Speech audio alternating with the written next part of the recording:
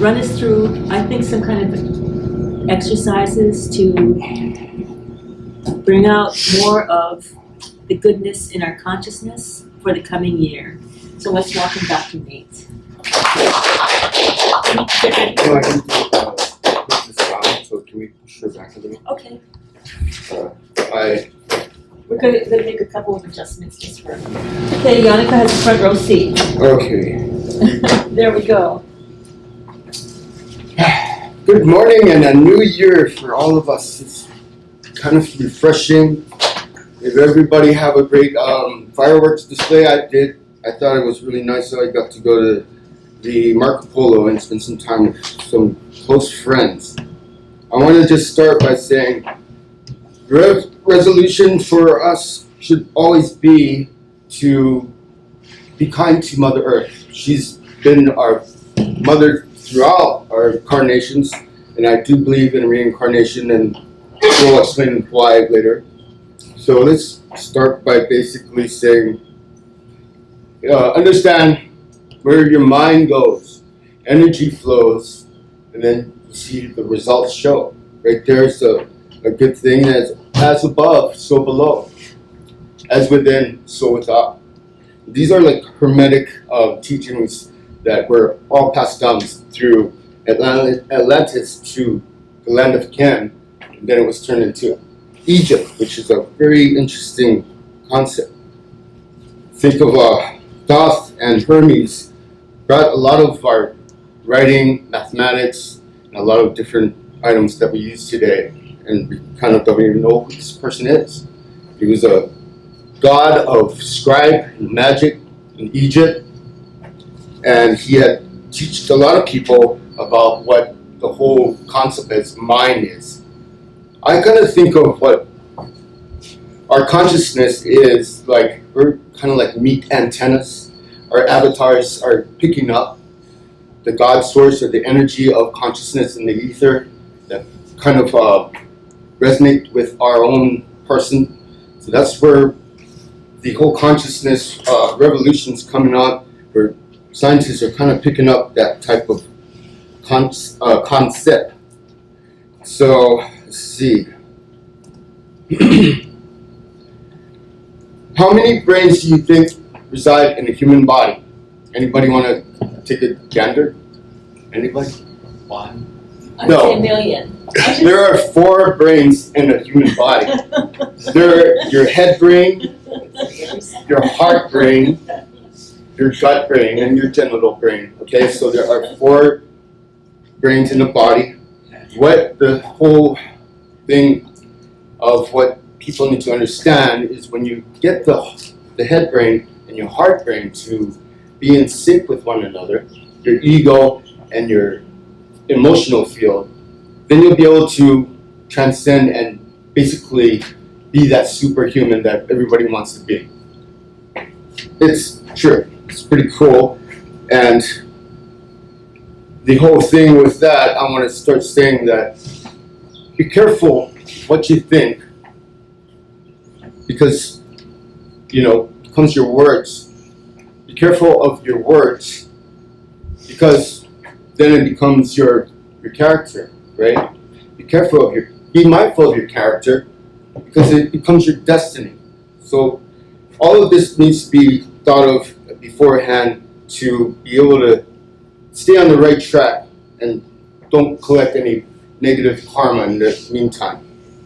Karma is important. I think that when people start to realize that we have had past lives, and if you can just have somebody to hypnosis, you know, you can find out what past life regression is. And it's important that once you come into this world, you're kind of like a clean slate, right? You don't remember who you were in your past life, but wouldn't it be interesting that you'll be able to go and find out who you were, like maybe a doctor or an artist, and you want to bring some of these qualities into the avatar of who you are today, and be able to use these type of qualities that you took years in another lifetime to acquire that talent or the technique, right?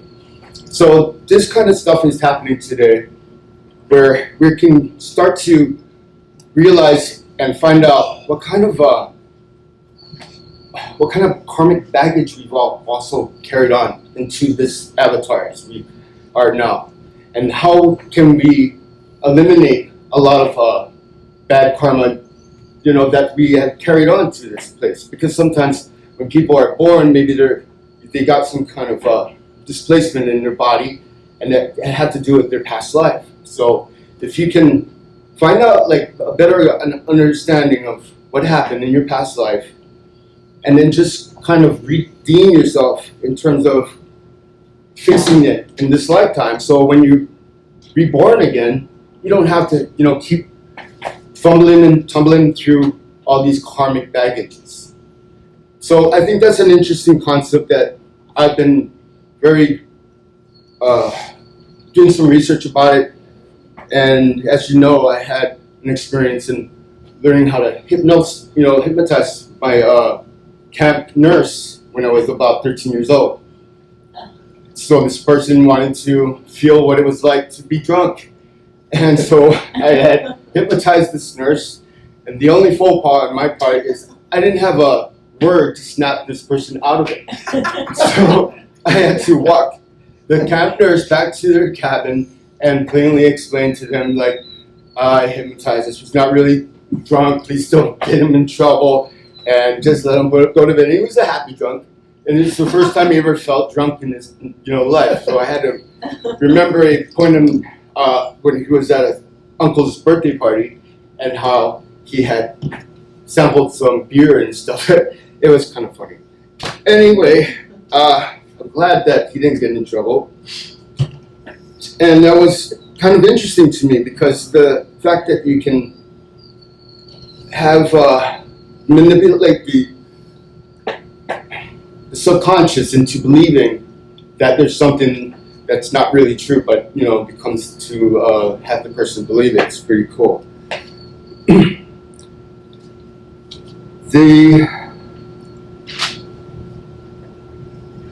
So, how many of you believe in reincarnation? You do? Okay. I can throw you a kind of similar idea of maybe you ever George Patton, General Patton. You've heard of who that is, right? Who does he remind you of? Donald Trump. The same face, exact same face.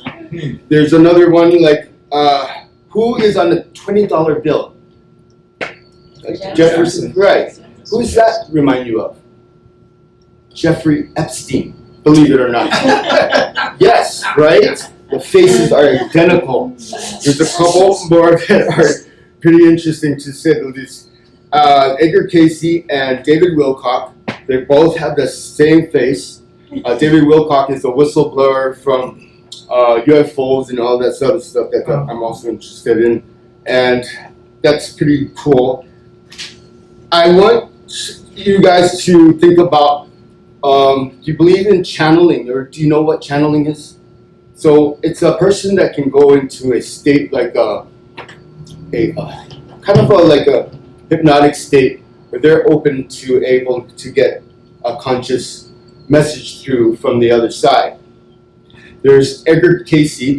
He was known as a sleeping prophet, and he could actually go into kind of a state where he's semi-sleeping, but he's picking up information from the Akashic records to help people with their ailments, like if they're sick. And he can do this with anybody around the world, and he can pick up on what this person would need to settle their illnesses. And I think that's fascinating. The Akashic record and all that is really cool. I mean, it's basically all the things that ever happened for your past lives and in the future. So remember, there's no such thing as really time and space. It's all kind of a concept of a human, measurement. So I'm going to wrap it up saying that this thing to let you know that everything is kind of where your face is kind of a detailed map of who you are, okay? The chin is considered the earth. The mouth is considered the water, the air. The eyes are the fire. Now think about it. Eyes are fire because you can't see without light, right? The third eye is the ether. So there's your schematics there, right? And all these kind of interesting little tidbits for esoteric keeps me going to learn more. So this is great. Namaste, and I love you all. Thank you so much. What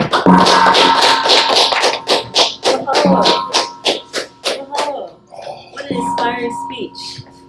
9 minutes, 36 seconds. We're going to take a 2-minute break now for everyone to refill their coffee and get more food.